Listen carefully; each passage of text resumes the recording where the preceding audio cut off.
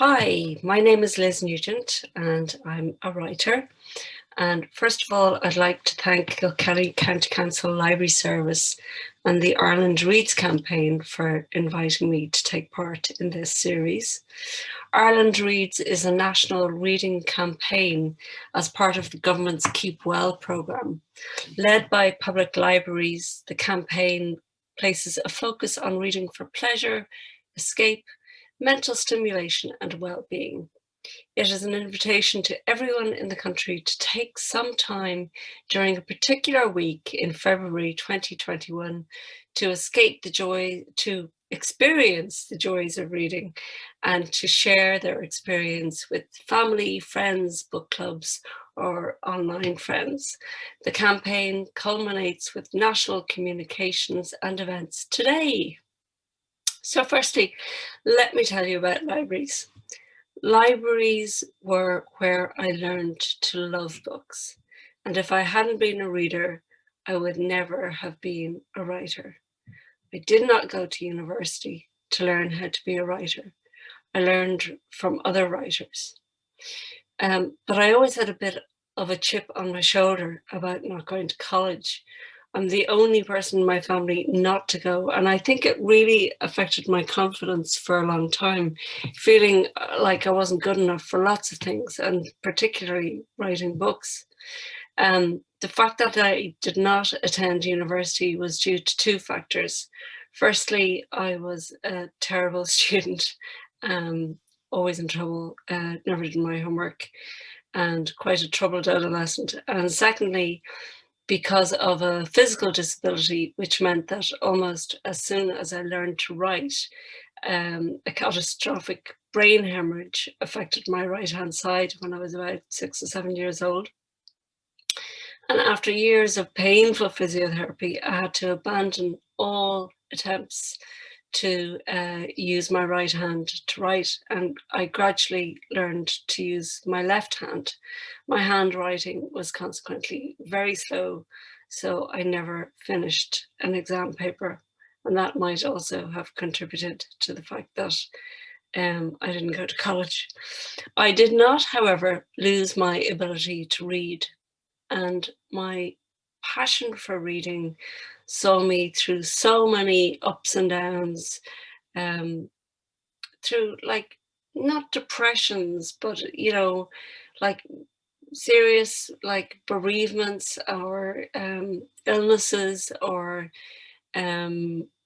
just down moments when I would pick up a book and escape into that other world.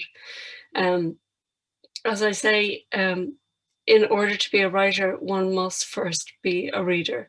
And from an early age, I read everything I could get my hands on, working through my own books and then graduating to my parents' bookshelves, my one and only graduation. I read all kinds of genres, from romantic and commercial fiction to literary and the classics and crime and horror and science fiction, and I found merit in them all. But I know that the books I preferred often featured very damaged characters. So I guess it's no surprise that when I went to write my books, Unraveling Oliver, Lying in Wait, Skin Deep, and Our Little Cruelties, that these deeply flawed characters were always at the center of my stories. Over 30 years later, through the magic of technology, laptops, spell check,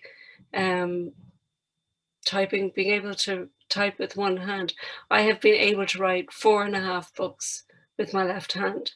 And this is not something that is particularly praiseworthy, because let us remember, and I know I say this a lot, but Shakespeare wrote his entire books, his entire works with one hand and a feather. Not that I am comparing myself to Shakespeare, though I admit to being heavily influenced by his tragedies in terms of the themes of parenting and sibling rivalry in King Lear, ambition in Macbeth, jealousy in Othello, mental health in Romeo and Juliet. Maybe it was my obsession with Shakespeare's tragedies that led me to a life of crime, because I think they may lay claim to being the first published crime stories that I am aware of. All of those Shakespearean themes that I mentioned fed into my most recent book, Our Little Cruelties. My previous two books, Lying in Wait and Skin Deep, both centered around fairly monstrous women.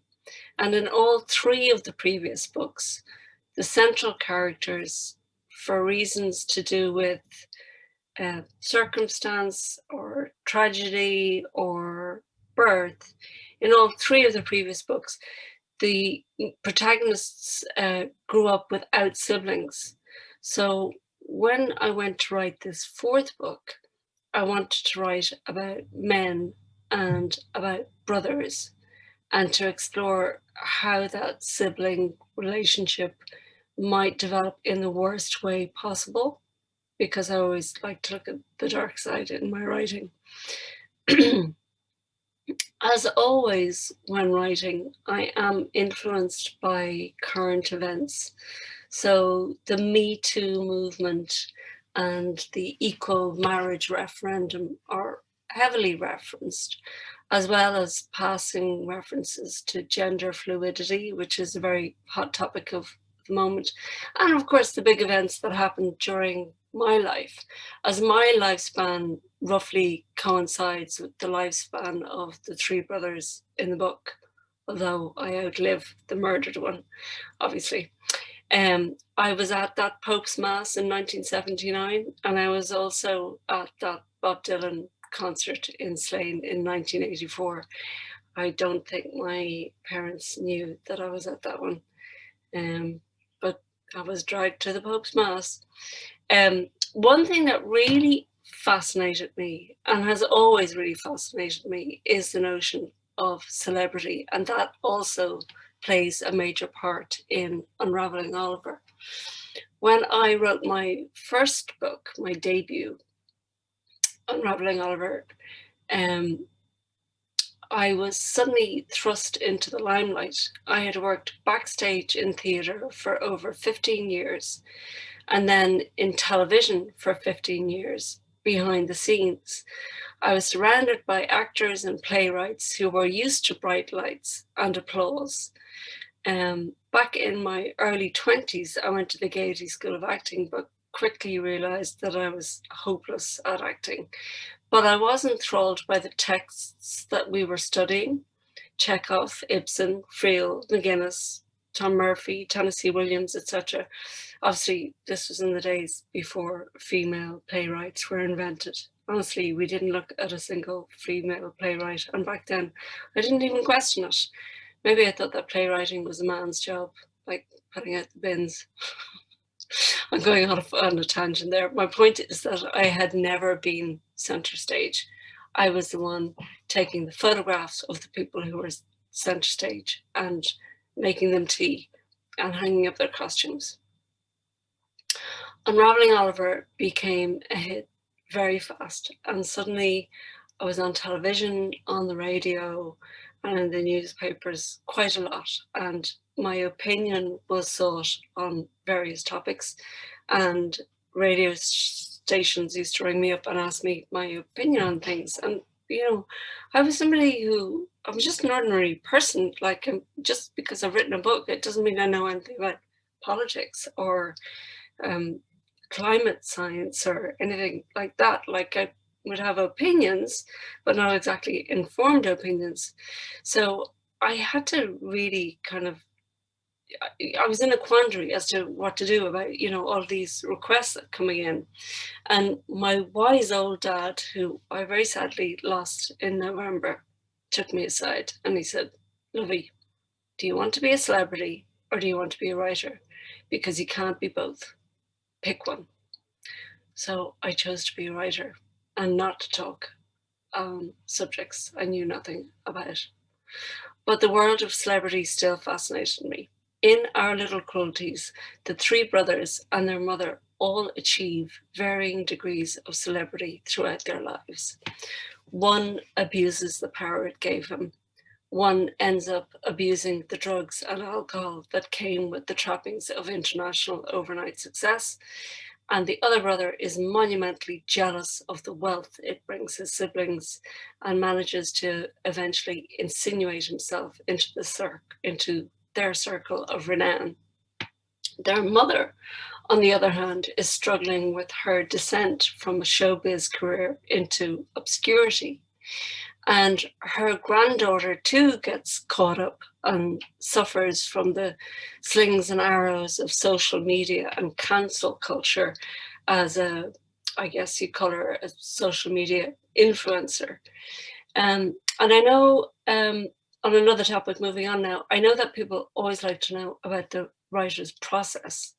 And it's a question that makes me squirm because so many of the very best and consistent writers will say, get up at 6 a.m., write 2,000 words a day, and write every day. My approach is somewhat more haphazard. I am not an early riser, and some days I just don't feel like writing.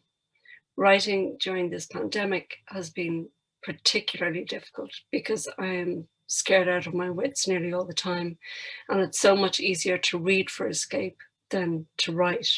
I've read, I'm averaging 2 books a week, where I'd normally be one every 2 weeks because I'm reading so much in order not to listen to the radio news or the TV news. But doom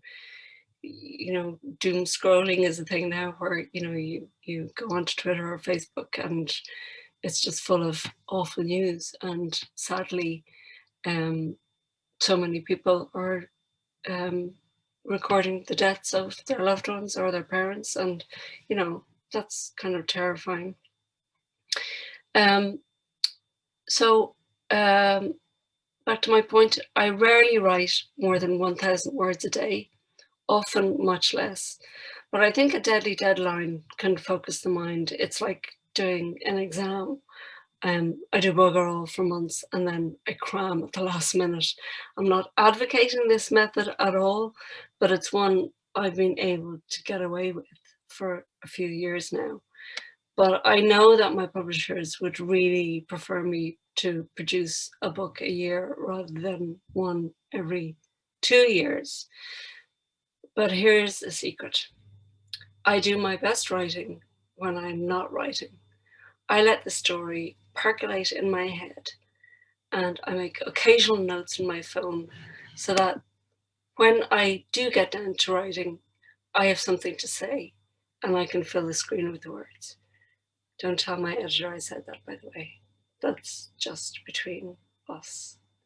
So I hope that's given you some insight into, my life as a writer and my process, if you could call it that. Oh my God, it's not even a process. And also into the writing of Our Little Cruelties. I'm going to make another little video shortly about the process of how to read and write and submit.